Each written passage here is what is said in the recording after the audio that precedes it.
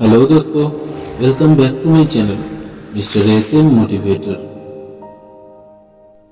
एक बार की बात है, महात्मा गौतम बुद्ध अपने शिष्यों के साथ एक गांव से दूर किसी बड़े नगर की तरफ जा रहे थे। गर्मी के दिन थे और रास्ता भी बहुत लंबा था। गौतम बुद्ध अपने शिष्यों सहित बहुत देर से चल रहे थे, जिस वजह से उन्हें बहुत प्यास लगती है। वहां से कुछ ही दूरी पर बरगद के वृक्ष की एक घनी छांव थी। सभी लोग उस वृक्ष के पास पहुंच जाते हैं। महात्मा बुद्ध ने अपने शिष्यों सहित वृक्ष की घनी छाया के नीचे विश्राम करने लगते हैं। बहुत देर से चलने की वजह से सभी का गला प्यास से सूख रहा था। यह बात बुद्ध जानते थे। बुद्ध ने अपने एक शिष्य को कहा, आप इस बरगद की छाया से 20 कदम दूर जाकर बरगद की 2 बार परिक्रमा करके वापस आओ।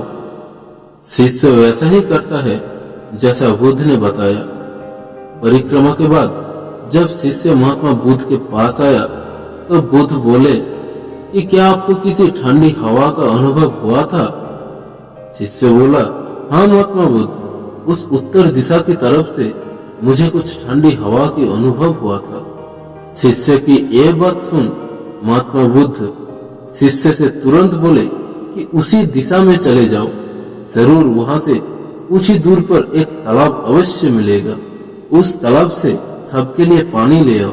शिष्य उसी दिशा में जब कुछ दूर जाता है तो वहां सच में एक तालाब होता है। तालाब देख शिष्य बहुत प्रसन्न होता है और तालाब के निकट जाकर जैसे ही तालाब से पानी भरने वाला होता है, तभी शिष्य की नजर वहां दूर तालाब में कपड़े धो रही कुछ स्त्रियों पर जाती है। यह देख शिष्य मन में सोचते हैं कि यह पानी तो गंदा हो गया है, लेकिन जब शिष्य ध्यान से तालाब के पानी को देखते हैं कि अभी भी तालाब का कुछ पानी साफ है। इतने में 2 बैलगाड़ी जोर से तालाब के किनारे से होती हुई निकल जाती है। बैलगाड़ी के पहिए तालाब के मिट्टी के ऊपर इतनी जोर से निकलते हैं कि तालाब के नीचे बैठी बहुत सारी मिट्टी तालाब के ऊपर आ जाती है, जिस वजह से तालाब का बचा हुआ पानी भी गंदा हो जाता है। यह देख शिष्य बिना पानी लिए क्रोध में महात्मा बुद्ध के पास वापिस चला जाता है। शिष्य बड़े ही निराशा भाव से महात्मा बुद्ध को सब बात बताता है।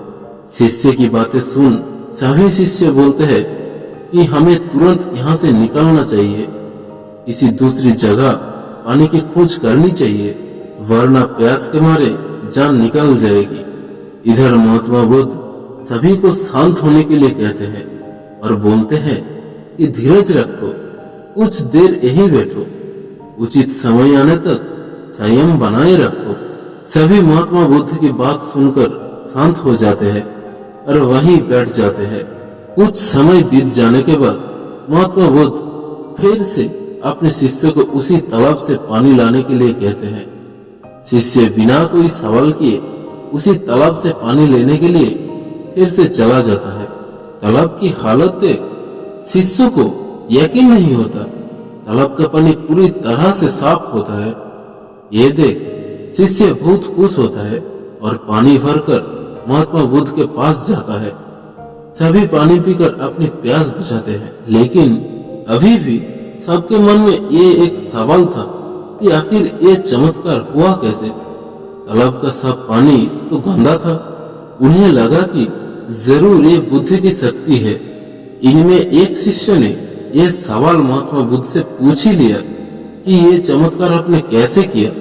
शिष्य का जवाब देते हुए महात्मा बुद्ध बोले कि ये कोई चमत्कार नहीं है, ये आपके सब्र का फल है। ये फल है आपके सब्र बनाए रखते हुए उचित समय के इंतजार का। जितनी देर हम सब लोगों ने सब्र किया, उतनी देर तक तालाब के पानी के ऊपर तैर रहे सभी गंदे तत्व और मिट्टी तालाब के पानी के नीचे बैठ रहे थे। फिर कुछ ही देर बाद शिष्य जब वहां से तालाब के पास पहुंचा, तब तक सब दूषित कण नीचे बैठ चुके थे, जिस वजह से तालाब का पानी पहले की तरफ साफ हो चुका था तथा तालाब साफ दिखाई दे रहा था। यदि उस समय आप लोगों ने सब्र ना किया होता, धैर्य ना रखा होता, तो आप सब इतनी गर्मी में पानी की खोज में प्यासे रहकर शायद अब तक मृत्यु को प्राप्त हो गए होते। क्योंकि यहाँ से अगला कोई तालाब है या नहीं, और होगा भी तो क्या उसका पानी साफ होगा या नहीं, इन सब कारणों से आप कभी प्यास ना बुझा पाते और प्यास से मर जाते। फिर इतना बोलने के बाद महात्मा बुद्ध शिष्यों को एक सीख देते हुए कहते हैं कि जैसी स्थिति हम लोगों के समक्ष आज आई है, वैसे ही स्थिति और मुश्किल दौर जिंदगी के हर मोड़ पर आएंगे। तब उस समय भी आपको ऐसे ही संयम बनाए रखना होगा और अपने विवेक से काम लेते हुए ही आपको एक उचित फैसले के साथ सही नतीजे पर पहुंचना होगा। हर मुश्किल दौर में सब्र रखते हुए ऐसे ही शांत मन से ही कोई फैसला लेना चाहिए जिसका आपके और दूसरों के लिए अच्छा हो।